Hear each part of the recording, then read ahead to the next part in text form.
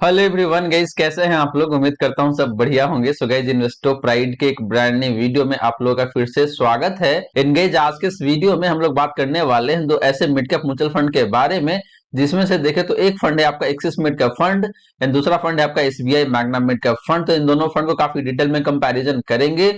और गाइस, यहाँ पे मैंने क्या नोटिस किया है कि जो आपका एक्सिस मिड कैप फंड है, ये फंड काफी अंडर परफॉर्म कर रहा है अक्रॉस द टाइम फ्रेम, अपने बेंचमार्क इंडेक्स को भी एंड अपने कैटेगरी एवरेज को भी। लेकिन इसके बावजूद भी इन्वेस्टर दिन प्रतिदिन अपना इन्वेस्टमेंट बढ़ाते जा रहा है इस पर्टिकुलर फंड में। तो क्या रीजन है जिसकी वजह से एक्सिस मिड का फंड साइज दिन प्रतिदिन बढ़ता जा रहा है, और क्या रीजन है जिसकी वजह से इस पर्टिकुलर फंड का परफॉर्मेंस दिन प्रतिदिन खराब होता जा रहा है। तो गाइस, अगर आपने ऑलरेडी इन्वेस्ट करा हुआ है एक्सिस मिड फंड में, तो आपको एक क्लियर कट आइडिया मिल जाएगा कि भाई आपको इस फंड के साथ कंटिन्यू करना चाहिए या फिर आपको इस फंड से एग्जिट कर जाना चाहिए। वहीं गाइस, हम लोग बात करेंगे सेकंड फंड यानी कि एसबीआई मैग्ना मिड फंड का। तो यहाँ पे देखेंगे कि क्या जो एक्सिस मिड फंड है उससे अगर आपको एग्जिट करना पड़ेगा तो आप एग्जिट करके एसबीआई मैग्ना मिड फंड में जा सकते हैं या फिर नहीं जा सकते हैं। तो इस क्वेश्चन को भी आंसर करने की कोशिश करूंगा मैं आज के इसी वीडियो में। तो गाइस, आज का वीडियो आप सभी के लिए काफी इंफॉर्मेटिव एंड इंपॉर्टेंट होने वाला है, तो बने रहिएगा through out the video guys. वहीं गाइस, आप में से काफी जने को पता है कि मैं हर एक संडे को आप लोग का जो म्यूचुअल फंड पोर्टफोलियो है उसको रिव्यू करता हूं। तो अगर आप भी चाहते हैं कि मैं आपका म्यूचुअल फंड पोर्टफोलियो को रिव्यू करूं, तो आप अपना mutual fund portfolio comment section में मेंशन कर सकते हैं। आने वाले संडे को या फिर उसके बाद वाले संडे को आपका जो पोर्टफोलियो है उसको मैं रिव्यू करके देने वाला हूं गाइस। तो चलिए गाइस, स्टार्ट करते हैं आज का video. But guys, video start करने से पहले फटाफट कर दीजिए इस वीडियो को लाइक एंड गाइस, आपने चैनल को अभी तक सब्सक्राइब नहीं किया हुआ है देन प्लीज सब्सक्राइब कीजिए चैनल को। साथ के साथ गाइस, नोटिफिकेशन बेल ऑन करके ऑल पे क्लिक कर लीजिएगा ताकि जब भी इस चैनल पे वीडियो लेके आऊंगा सारे ही वीडियो का नोटिफिकेशन आपको मिलता रहेगा। तो गाइज, जैसे मैंने आपको बताया कि हम लोग यहाँ पे डिटेल कंपैरिजन करने वाले हैं SBI Magna mid cap fund को and Axis mid cap fund को। तो चलिए गाइज, सबसे पहले बात कर लेते हैं इन दोनों ही फंड का बेसिक डिटेल्स का। इसके बाद गाइज हम लोग बात करेंगे इन दोनों ही फंड का लमसम रिटर्न्स का यानी एसआईपी रिटर्न्स का। तो गाइज, बात करें बेसिक डिटेल्स का, तो यहाँ पे पहले बात करेंगे हम लोग एसेट अंडर मैनेजमेंट का यानी कि फंड साइज का।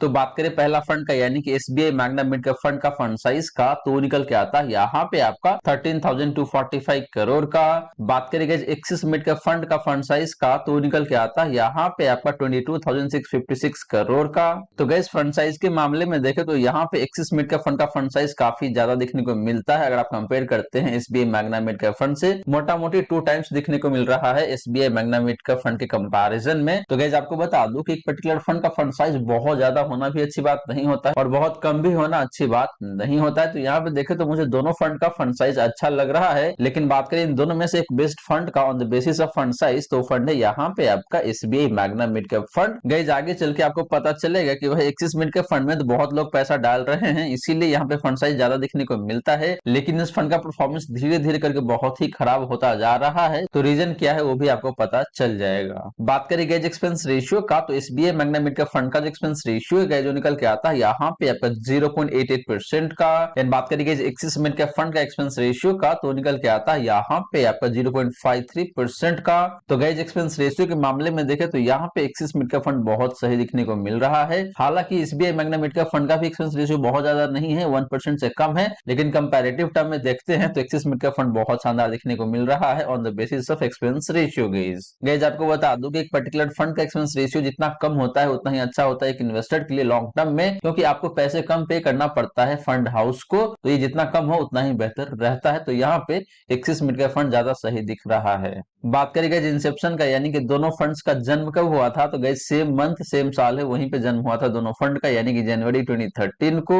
एंड लास्टली बात करेंगे इन दोनों फंड का बेंचमार्क इंडेक्स का, तो निकल के आता है यहाँ पे आपका Nifty mid cap 150 TRI and Axis mid cap fund का भी बेंचमार्क इंडेक्स यही दिखने को मिलता है यहाँ पे। तो दोनों फंड का बेंचमार्क इंडेक्स सेम है, इंसेप्शन भी सेम डेट पे हुआ है, यानी कि एज भी देखे तो मोटा मोटी सेम ही है, 10 से 10.5 साल हो चुका है। बात करें एक्सपेंस रेशियो का, तो यहाँ पे एक्सिस मिड का फंड बेहतर है, फंड साइज के मामले में देखे तो आपका एसबीआई मैग्ना मिड का फंड ज्यादा बेहतर दिखता है। तो दोनों फंड देखे तो यहाँ पे ओवरऑल सही है, मुझे कहीं कोई दिक्कत लगता नहीं है, लेकिन मेरा झुकाव एसबीआई मैग्ना मिड का फंड की तरफ थोड़ा सा ज्यादा है गाइस, क्योंकि यहाँ पे फंड साइज काफी कम कम दिखने को मिलता है अगर आप कंपेयर करते हैं एक्सिस मिड कैप फंड से। तो अब चलिए गाइस बात कर लेते हैं इन दोनों ही फंड का लमसम रिटर्न्स का, फिर बात करेंगे एसआईपी रिटर्न्स का।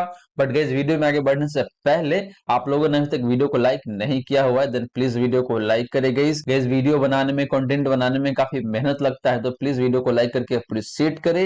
एंड आपने चैनल को अभी तक सब्सक्राइब नहीं किया हुआ है देन प्लीज सब्सक्राइब कीजिए चैनल को, साथ के साथ गाइस नोटिफिकेशन बेल ऑन करके ऑल पे क्लिक कर लीजिएगा, ताकि जब भी इस चैनल पे वीडियो लेके आऊंगा सारे ही वीडियो का नोटिफिकेशन आपको मिलता रहेगा। एंड गाइस इन बिटवीन अगर आपके मन में कोई क्वेश्चन है, कोई डाउट है, तो आप कमेंट सेक्शन में पूछ सकते हैं। वहीं अगर आप चाहते हैं कि मैं आपका म्यूचुअल फंड पोर्टफोलियो को फ्री ऑफ कॉस्ट रिव्यू करूं, तो आप अपना mutual fund portfolio comment section में मेंशन कर सकते हैं। तो चलिए गाइस बात कर लेते हैं इन दोनों ही फंड का लमसम रिटर्न्स का। तो गाइस बात करें लमसम रिटर्न का, तो पहले बात करेंगे यहाँ पे लास्ट 1 ईयर का। तो लास्ट 1 ईयर के केस में देखें तो SBI Magna mid cap fund का जो परफॉर्मेंस है जो निकल के आता है यहाँ पे आपका 19.2% का। बात करेंगे एक्सिस मिड कैप फंड का लास्ट 1 ईयर का परफॉर्मेंस का, तो निकल के आता है यहाँ पे आपका 13.41% का। एंड बात करेंगे इस बेंचमार्क इंडेक्स का लास्ट 1 ईयर का परफॉर्मेंस का, तो निकल के आता है यहाँ पे आपका 23.08% का। तो गाइज लास्ट 1 ईयर में देखें तो दोनों ही फंड ने अपने बेंचमार्क इंडेक्स को अंडर परफॉर्म करा हुआ है। यहाँ पे पर्टिकुलरली बात करें एक्सिस मिड कैप फंड का, तो इस फंड का परफॉर्मेंस काफी खराब है लास्ट 1 ईयर में। वहीं बात करें SBI Magna mid cap fund का, तो इसका भी परफॉर्मेंस खराब दिखने को मिलता है, लेकिन उतना खराब नहीं है जितना एक्सिस मिड कैप फंड का परफॉर्मेंस खराब है लास्ट 1 ईयर में। बात करेंगे लास्ट 3 ईयर का, तो SBI Magna mid cap fund का जो परफॉर्मेंस है लास्ट 3 ईयर का, वो निकल के आता है यहाँ पे आपका 33.58% का। बात करेंगे एक्सिस मिड कैप फंड का लास्ट 3 ईयर का परफॉर्मेंस का, तो निकल के आता है यहाँ पे आपका 22.57% का। एंड बात करेंगे बेंचमार्क इंडेक्स का लास्ट 3 ईयर का परफॉर्मेंस का, तो निकल के आता है यहाँ पे आपका 30.54% का। तो गैस पिछले 3 सालों में देखे तो एक्सिस मिड कैप फंड का परफॉर्मेंस अगेन काफी खराब दिखने को मिल रहा है 22.57% का, जो कि बेंचमार्क इंडेक्स से भी काफी कम है गैस। वहीं बात करें SBI Magna mid cap fund का, तो ये फंड काफी अच्छा परफॉर्म कर रहा है पिछले 3 सालों में। बात करें लास्ट 5 ईयर का, तो SBI Magna mid cap fund का जो परफॉर्मेंस है लास्ट 5 ईयर का, वो निकल के आता है यहाँ पे आपका 23.4% का। एक्सिस मिड कैप फंड की लास्ट 5 ईयर की परफॉर्मेंस की बात करें तो निकल के आता है यहाँ पे आपका 20% का। एंड बात करेंगे इस बेंचमार्क इंडेक्स का लास्ट 5 ईयर का परफॉर्मेंस का, तो निकल के आता है यहाँ पे आपका 21.25% का। तो guys similar to last 1 year and last 3 year, last 5 year में भी देखे तो एक्सिस मिड कैप फंड का परफॉर्मेंस खराब ही दिखने को मिलता है। एंड इस फंड ने अपने बेंचमार्क इंडेक्स को भी अंडर परफॉर्म करा हुआ है। वहीं बात करें SBI Magna mid cap fund का, तो ये फंड अच्छा परफॉर्म कर रहा है पिछले 5 सालों में भी 23.4% से। तो गाइस लमसम रिटर्न की बात करें तो यहाँ पे ओवरऑल मुझे SBI Magna mid cap fund ज्यादा बेहतर दिखता है, क्योंकि इस फंड का परफॉर्मेंस पिछले 3 सालों में पिछले 5 सालों में काफी अच्छा दिखने को मिलता है बेंचमार्क इंडेक्स के कंपैरिजन में। वहीं बात करें लास्ट 1 ईयर का, तो यहाँ पे थोड़ा सा अंडर परफॉर्मेंस जरूर है, लेकिन बहुत ज्यादा का गैप नहीं है, मोटा मोटी 4% का ही गैप दिखने को मिलता है। तो इसीलिए अगर आप मेरे से पूछते हैं कि भाई इन दोनों में से कौन सा फंड बेस्ट है on the basis of lump sum return, तो फंड निकल के आता है यहाँ पे आपका SBI Magna mid cap fund guys. तो गाइस ये रही बात आपका लमसम रिटर्न्स का। अब चलिए गाइस बात कर लेते हैं इन दोनों ही फंड का एसआईपी रिटर्न्स का। तो गाइस बात करें एसआईपी रिटर्न का, तो पहले बात कर लेते हैं लास्ट 1 ईयर का। तो लास्ट 1 ईयर के केस में देखें तो SBI Magna mid cap fund का जो परफॉर्मेंस है जो निकल के आता है यहाँ पे आपका 27.18% का। बात करेंगे एक्सिस मिड कैप फंड का लास्ट 1 ईयर का परफॉर्मेंस का एसआईपी के केस में वो निकल के आता है यहाँ पे आपका 20.21% का।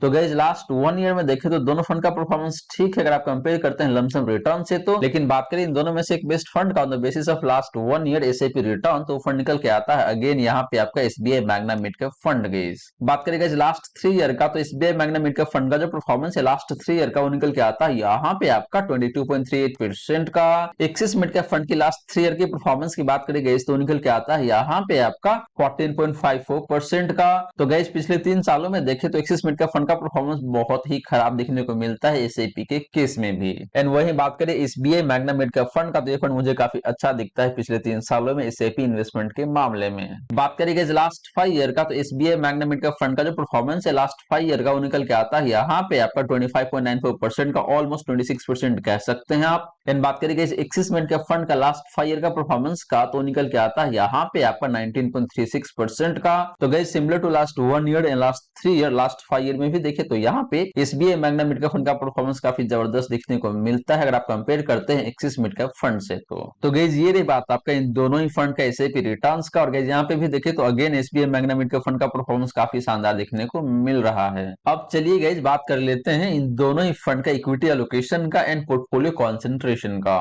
तो गाइस बात करें इक्विटी एलोकेशन का, तो पहले हम लोग बात करेंगे यहाँ पे आपका लार्ज कैप एलोकेशन का। तो बात करें पहला फंड का यानी कि SBI Magna mid cap fund का लार्ज कैप एलोकेशन का, तो निकल के आता है यहाँ पे आपका 26.5% का। वहीं बात करें guys axis mid cap fund का लार्ज कैप एलोकेशन का, तो निकल के आता है यहाँ पे आपका 46.34% का। तो गाइस इक्विटी एलोकेशन के मामले में देखें तो यहाँ पे एक्सिस मिड कैप फंड बहुत ज्यादा पैसे डालता है लार्ज कैप स्टॉक्स में, जो कि देखे तो कहीं ना कहीं अच्छी बात नहीं है, क्योंकि ये एक मिड कैप कैटेगरी का फंड है और लार्ज कैप स्टॉक में देखे तो मोटा मोटी आधे पैसे डाल रहा है लार्ज कैप स्टॉक में, जो कि किसी भी एंगल से अच्छी बात नहीं है। और मुझे लगता है कि भाई ये भी एक रीजन हो सकता है जिसकी वजह से एक्सिस मिड कैप फंड का परफॉर्मेंस धीरे धीरे करके खराब होता जा रहा है। वहीं बात करें SBI Magna mid cap fund का, तो हालांकि इसका भी एलोकेशन लार्ज कैप में काफी अच्छा खासा ही दिखने को मिलता है, लेकिन एक्सिस मिड कैप फंड के कंपैरिजन में देखे तो कम दिखने को मिलता है गाइस। तो अच्छा है SBI Magna mid cap fund का लार्ज कैप एलोकेशन। बात करें गाइस मिड कैप एलोकेशन का, तो SBI Magna mid cap fund का जो मिड कैप एलोकेशन है जो निकल के आता है यहाँ पे आपका 66.57% का। एंड बात करें guys axis mid cap fund का मिड कैप एलोकेशन का, तो निकल के आता है यहाँ पे आपका 53.66% का।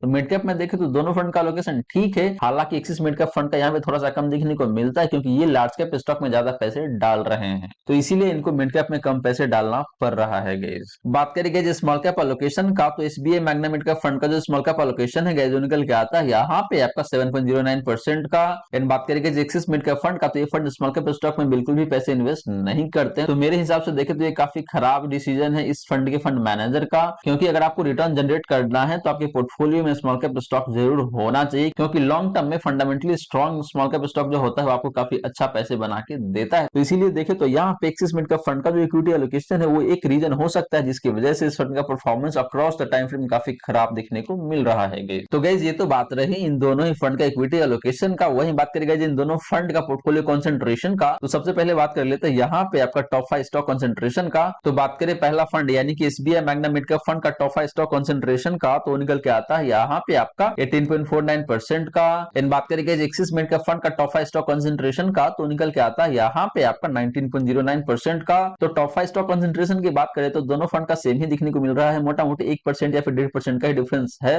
तो बहुत ज्यादा का अंतर नहीं है दोनों फंड के बीच में। काफी अच्छा टॉप 5 स्टॉक कंसंट्रेशन देखने को मिल रहा है। बात करेंगे इस टॉप 10 स्टॉक कंसंट्रेशन का, तो SBI Magna mid cap fund का जो कंसंट्रेशन है टॉप 10 स्टॉक्स में वो निकल के आता है यहाँ पे आपका 32.91% का। एंड बात करेंगे एक्सिस मिड कैप फंड का टॉप 10 स्टॉक कंसंट्रेशन का, तो निकल के आता है यहाँ पे आपका 33.66% का। तो यहाँ भी देखे तो मोटा मोटी सिमिलर सा ही दिखने को मिल रहा है, 1% या फिर आधे परसेंट का डिफरेंस है, बहुत ज्यादा का अंतर नहीं है। सिमिलरली बात करेंगे इस टॉप 3 सेक्टर कंसंट्रेशन का, तो SBI Magna mid cap fund का जो कंसंट्रेशन है टॉप 3 सेक्टर में वो निकल के आता है यहाँ पे आपका 35.6% का। एंड बात करेंगे एक्सिस मिड कैप फंड का टॉप 3 सेक्टर कंसंट्रेशन का, तो निकल के आता है यहाँ पे आपका 40.35% का। तो यहाँ पे देखे तो मोटा मोटी 5% का डिफरेंस दिखने को मिल रहा है। इसका मतलब ये है कि axis mid cap fund top 3 sector में ज्यादा पैसे डालता है, लेकिन बात करें SBI Magna mid cap fund का, तो ये फंड थोड़ा सा कम पैसे डालता है टॉप 3 सेक्टर में। तो ओवरऑल देखे तो मुझे यहाँ पे बहुत ज्यादा अंतर लगता नहीं है, दोनों ही फंड का पोर्टफोलियो कंसंट्रेशन काफी सही है अपने अपने जगह पे। अब चलिए गाइस बात कर लेते हैं इन दोनों ही फंड का डिफरेंट रिस्क रेशियोज का। इसके बाद गाइस हम लोग बात करेंगे कि भाई इन दोनों में से कौन सा फंड है जो कि अच्छा परफॉर्म करता है जब मार्केट बुल फेज में रहता है, तो और कौन सा फंड है जो कि काफी कम गिरता है जब मार्केट में करेक्शन या फिर गिरावट आती है। तो गाइस बात करें रिस्क रेशियोज का, तो पहले हम लोग बात करेंगे यहाँ पे स्टैंडर्ड डिवीजन का। तो बात करें पहला फंड का यानी कि SBI Magna mid cap fund का स्टैंडर्ड डिवीजन का, तो निकल के आता है यहाँ पे आपका 14.76 का। बात करेंगे एक्सिस मिड कैप फंड का स्टैंडर्ड डिवीजन का, तो निकल के आता है यहाँ पे आपका 14.33 का। एंड बात करेंगे इस कैटेगरी एवरेज का स्टैंडर्ड डिवीजन का, तो निकल के आता है यहाँ पे आपका 15.05 का। तो गाइस स्टैंडर्ड डिवीजन के मामले में देखें तो यहाँ पे दोनों फंड का स्टैंडर्ड डिवीजन मोटा मोटी सिमिलर लाइन पे देखने को मिलता है, बहुत माइनर सा डिफरेंस है दोनों फंड के बीच में। इन कैटेगरी एवरेज से भी कंपेयर करते हैं तो बहुत हल्का सा डिफरेंस देखने को मिल रहा है दोनों फंड के स्टैंडर्ड डिवीजन के बीच में। तो दोनों फंड सही है अपने अपने जगह पे, मुझे कहीं कोई ज्यादा दिक्कत लगता नहीं है। बात करेंगे शार्प रेशियो का, तो SBI Magna mid cap fund का जो शार्प रेशियो है जो निकल के आता है यहाँ पे आपका 1.85 का। एक्सिस मिड कैप फंड की शार्प रेशियो की बात करेंगे तो निकल के आता है यहाँ पे आपका 1.29 का। एंड बात करेंगे इस कैटेगरी एवरेज का शार्प रेशियो का, तो निकल के आता है यहाँ पे आपका 1.57 का। तो गाइस शार्प रेशियो के मामले में देखें तो यहाँ पे SBI Magna mid cap fund का शार्प रेशियो काफी अच्छा दिखने को मिलता है। एंड वहीं बात करें एक्सिस मिड कैप फंड का शार्प रेशियो का, तो ये देखें तो काफी कम कम है कैटेगरी एवरेज के कंपैरिजन में। इसका मतलब ये है कि इस फंड का रिस्क एडजस्टेड रिटर्न उतना बेहतर नहीं रहता है गाइस। आपकी नॉलेज के लिए बता दूं कि एक पर्टिकुलर फंड का साफ रेशियो जितना ज्यादा होता है उतना ही अच्छा माना जाता है। तो यहाँ पे एक्सिस मिड का फंड का साफ रेशियो कम है तो ये फंड बेहतर नहीं दिखता है ऑन द बेसिस ऑफ साफ रेशियो गाइस। इसका मतलब ये है कि इस फंड का जो रिटर्न है लास्ट 3 ईयर का वो उतना बेहतर नहीं है, रिस्क को ध्यान में रखते हुए देखते हैं तो। यानी कि रिस्क ज्यादा लिया है और रिटर्न आपको कम बना के दिया हुआ है पिछले 3 सालों में एक्सिस मिड कैप फंड ने। वहीं बात करें SBI Magnum mid cap fund का, तो इस फंड का रिस्क एडजस्टेड रिटर्न उतना ही बेहतर निकल के आता है लास्ट 3 ईयर में देखते हैं तो।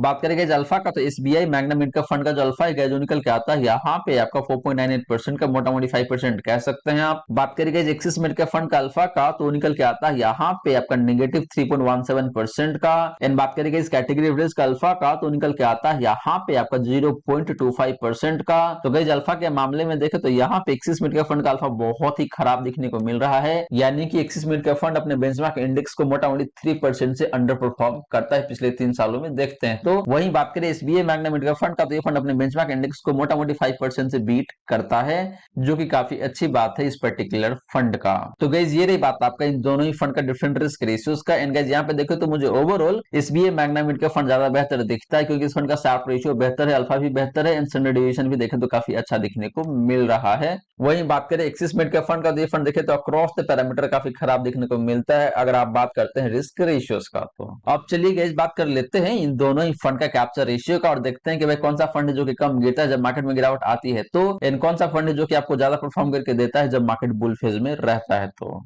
गाइस बात करें कैप्चर रेशियो का, तो यहाँ पे हम लोग पहले बात करेंगे आपका अपसाइड रेशियो का, फिर बात करेंगे आपका डाउनसाइड रेशियो का। गाइस आपको बता दूं कि अपसाइड रेशियो का मतलब यहाँ पे ये होता है कि जो आपका फंड है वो फंड कितना अच्छा परफॉर्म करा हुआ है अपने बेंचमार्क इंडेक्स के कंपैरिजन में जब मार्केट बुल फेज में रहता है तो। एन अपसाइड रेशियो 100 के ऊपर जितना ज्यादा होता है उतना ही अच्छा माना जाता है। वहीं बात करेंगे डाउनसाइड रेशियो का, तो डाउनसाइड रेशियो का मतलब यहाँ पे ये निकल के आता है कि जो आपका फंड है वो फंड कितना अच्छा परफॉर्म करा हुआ है जब मार्केट में तेज गिरावट आती है तो अपने बेंचमार्क इंडेक्स के कंपैरिजन में। एंड डाउनसाइड रेशियो 100 के नीचे जितना कम होता है उतना ही अच्छा माना जाता है गाइस। यानी कि डाउनसाइड रेशियो जितना कम होता है 100 के नीचे, इसका मतलब ये कि उस फंड का डाउनसाइड प्रोटेक्शन उतना ही बेहतर रहता है गाइस। तो गाइस पहले बात कर लेते हैं यहाँ पे आपका अपसाइड रेशियो का, तो SBI Magnum mid cap fund का जो अपसाइड रेशियो है गाइस जो निकल के आता है यहाँ पे आपका 96 का। बात करेंगे एक्सिस मिड कैप फंड का अपसाइड रेशियो का, तो निकल के आता है यहाँ पे आपका 81 का। एंड बात करेंगे इस कैटेगरी एवरेज का अपसाइड रेशियो का, तो निकल के आता है यहाँ पे आपका 92 का। तो गाइस अपसाइड रेशियो की बात करें तो यहाँ पे दोनों फंड का अपसाइड रेशियो 100 के नीचे है, जो कि अच्छी बात नहीं है, लेकिन बात करें दोनों में से एक बेस्ट फंड का on the basis of upside ratio, तो फंड निकल के आता है यहाँ पे आपका SBI Magnum mid cap fund guys, क्योंकि इस फंड का अपसाइड रेशियो ज्यादा है, हालांकि 100 के थोड़ा सा नीचे दिखने को जरूर मिल रहा है, लेकिन एक्सिस मिड कैप फंड के कंपैरिजन में काफी अच्छा है इस फंड का अपसाइड रेशियो गाइस। बात करें गाइस डाउनसाइड रेशियो का, तो SBI Magnum mid cap fund का जो डाउनसाइड रेशियो है जो निकल के आता है यहाँ पे आपका 56 का। एक्सिस मिड कैप फंड के डाउनसाइड रेशियो की बात करें गाइस तो निकल के आता है यहाँ पे आपका 86 का।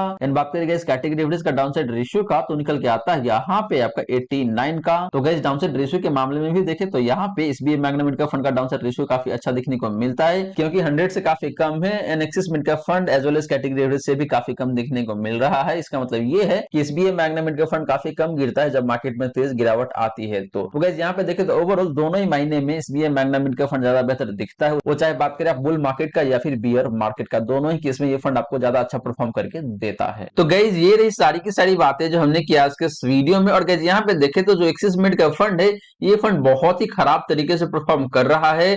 इसके विपरीत इस फंड का जो फंड साइज है काफी ज्यादा हो चुका है। तो मेरा तो यहाँ पे क्लियर कट सजेशन है कि अगर आपने ऑलरेडी इन्वेस्ट करके रखा हुआ है एक्सिस मिड कैप फंड में, तो आपको अभी के अभी एग्जिट कर जाना चाहिए इस पर्टिकुलर फंड से, एंड आपको स्विच कर जाना चाहिए दूसरे मिड कैप फंड में। और यहाँ पे एक ऑप्शन आपके लिए हो सकता है SBI Magnum mid cap fund, क्योंकि SBI Magnum mid cap fund का परफॉर्मेंस बहुत खतरनाक तरीके का तो नहीं है, लेकिन बहुत अच्छे तरीके से परफॉर्म करके जरूर दे रहा है आपको।